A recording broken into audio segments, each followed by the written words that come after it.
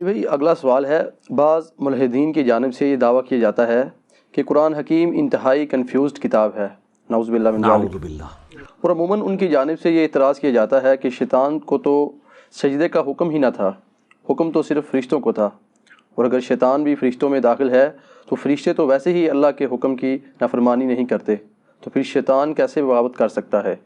قرآن حکیم میں اس واضح تضاد کی کیا جسٹیفیکیشن دی جا سکتی ہے؟ دیکھیں، اس طرح کے کئی تضادات آپ کو بظاہر نظر آئیں گے، وہ تضادات نہیں ہوتے۔ میں نے پہلے بھی بتایا کہ قرآن ایک پوری ڈاکٹرن ہے، اس کو آپ دنیاوی ایک مثال سے سمجھیں۔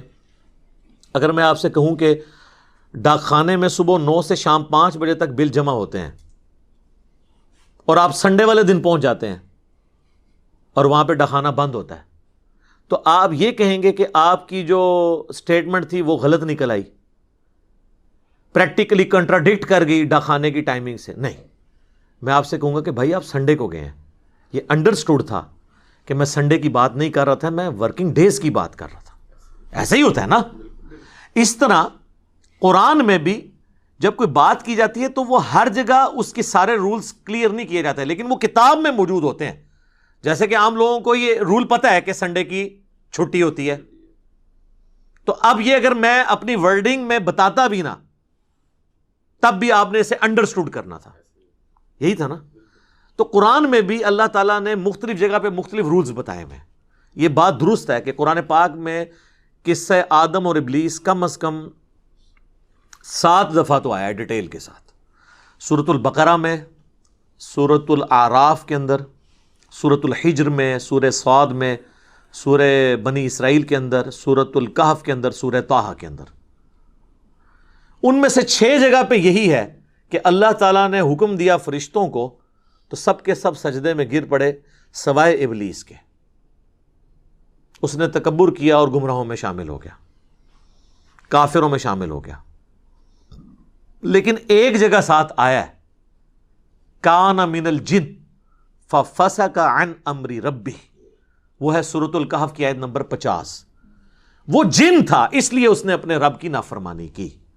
باقی 6 جگہ فرشتوں کے اندر ہی اللہ نے اسے شمار کیا ہے، اس لیے کہ میرے بھائی 50 کی کلاس میں اگر 49 میل سٹوڈنٹ ہوں اور 1 فیمیل سٹوڈنٹ ہو، اور کلاس کا ریپریزنٹیٹو سی آر اگر یہ کہے کہ بوائز سٹینڈ اپ، تو اس کا یہ مطلب نہیں ہوتا کہ وہ گرل جو ہے اس نے نہیں کھڑا ہونا اس کے استقبال کے اندر۔ وہ انڈرسٹوڈ ہوتا ہے کہ وہ بھی شامل ہے ایز اے سٹوڈنٹ، لیکن اسے کہتے ہیں تغلیب کا قاعدہ، غالب کا قاعدہ۔ غالب اکثریت کس کی ہے؟ قرآن میں آپ اکثر چیزیں دیکھیں گے، احکامات بھی مرد والے سیغوں سے آئے ہیں اکثر جگہ، لیکن اس میں عورتیں بھی شامل ہوتی ہیں۔ مرد کے سیغے کے ساتھ خطاب ہو رہا ہوتا ہے، کیونکہ لٹریچر میں اسی طریقے سے معاملات لے کے چلے جاتے ہیں۔ آپ کئی عورتوں کی شاعری دیکھیں تو وہ مردانہ لینگویج میں ہوتی ہے، اور بعض اوقات جو مرد ہیں وہ نعت لکھ رہے ہوتے ہیں اور وہ اپنے آپ کو عورتوں والی لینگویج میں یوز کر لیتے ہیں۔ وہ اس لیے کرتے ہیں، وہ اپنے آپ کو کم تر شو کرنے کے لیے تصغیر کا قاعدہ استعمال کرتے ہیں۔ میں تے منگتی ہاں، وہ کہتے ہیں یہ منگتا کہوں گا تو وہ ذرا کم گراوٹ ہے، منگتی کہاں تے اور تھلے گراوٹ ہے۔ وہ اتنے ایک ذہن ہے نا کہ عورت جیڑی ہے بہت تھلے ہے، ہم اس ذہن کو نہیں مانتے، ایک علیحدہ سے ایک ٹاپک ہے۔ لیکن عموماً جب بات کرتے ہیں تو وہ مردانہ لینگویج میں بات ہو رہی ہوتی ہے۔ اس طرح قرآن بھی جب بات کرتا ہے نا، فرشتوں کو حکم ہوا تو فرشتوں کے ساتھ اس وقت وہ شیطان بھی تھا تو اس کو حکم تھا۔ اور اس سے بڑی بات آپ بس اتنی آیت تو لیتے ہیں، اس سے آگے بھی تو پڑھیں، یعنی یہ ڈیٹیل سے واقعہ اگر آپ دیکھیں تو سورۃ الاعراف کے اندر آیا ہے، آیت نمبر 11 سے آنورڈ۔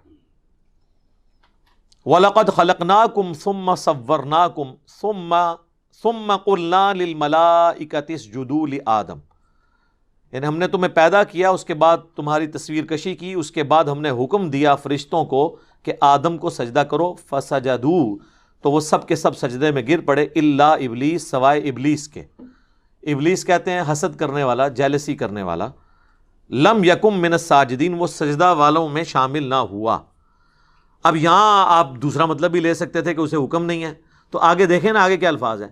اللہ نے ادھر چھوڑا نہیں اسے، کہا قال ما منعک الا تسجد اذ امرتک، اے ابلیس تجھے کس چیز نے منع کیا کہ جب میں نے تجھے حکم دیا تھا سجدے کا تو تو نے سجدہ نہیں کیا؟ تو یہاں وہ جواب ہونا چاہیے تھا ملحدین والا کہ یا اللہ تو نے مجھے تو حکم نہیں دیا، تو نے تو فرشتوں کا ہے، میں تو جن ہاں۔ یہاں پہ یہی ہوتا ہے نا یار، ویسے مولویوں سے تو شیطان بھی بہتر ہے اس حوالے سے۔ آپ مولویوں سے بات کریں نا، بات کرتے کرتے آپ کو لفظ غلط بول دینا، آئی نہیں، اگر آپ کہہ دینا کہ جی میں فلاں عالم کی بات، نہیں بیٹا عالم نہیں ہوتا، عالم ہوتا ہے۔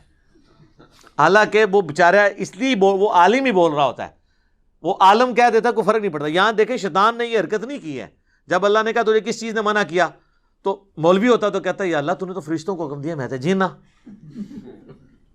اس کو سمجھ تھی کہ میں بھی اس میں شامل ہوں۔ کہا قال انا خیر من، میں اس سے بہتر ہوں۔ تو اس کا جسٹیفیکیشن دینا اپنی نافرمانی کی یہ چیز ثابت کرتا ہے کہ وہ وہی سمجھ رہا تھا کہ میں بھی اس میں شامل ہوں۔ خلقتنی من نار، مجھے تو نے پیدا کیا آگ سے، وخلقتہ من طین، اور اس سے تو نے پیدا کیا مٹی کے ساتھ۔ پھر یہ آگے پورا واقعہ چلتا ہے۔ تو شیطان نے بھی وہ جسٹیفیکیشن نہیں دی جو یہ شیاطین ملحدین اس کی طرف سے دے رہے ہیں، وہ تو اللہ نے کلیریفائی کر دیا قرآن میں۔ اب رہا کنٹراڈکشن کے قرآن میں آیا ہے مختلف جگہ کے اوپر کہ فرشتے جو ہیں وہ اللہ کے حکم کی نافرمانی نہیں کرتے، وہ وہی کرتے ہیں جو اللہ ان کو حکم دیتا ہے۔ تو پھر شیطان نے کیوں نافرمانی کی؟ تو یہ فرشتہ نہیں تھا، وہ سورۃ الکہف میں آ گیا کان من الجن ففسق عن امر ربی، وہ چونکہ جنوں میں سے تھا اس لیے اس نے اپنے رب کی نافرمانی کی۔ لہذا یہ دونوں سٹیٹمنٹس کو جوڑے تو اینڈ رزلٹ یہ ہے کہ قرآن میں کوئی کنٹراڈکشن نہیں ہے، وہ دونوں باتیں بیک وقت اپنی جگہ پہ درست ہیں۔ فرشتے نافرمانی نہیں کرتے، سارے فرشتوں نے سجدہ کیا۔ شیطان چونکہ جن تھا، اور دو ہی مخلوقات ہیں جنہیں اللہ نے آزادی دی ہے، جن اور انس، وما خلقت الجن والانس الا لیعبدون۔ جن اور انسانوں کو اللہ نے اختیار دیا ہے اور وہ اپنی مرضی ایگزیکیوٹ کرتے ہیں، فرشتے اپنی مرضی ایگزیکیوٹ کر ہی نہیں سکتے۔ تو چونکہ وہ جن تھا اس لیے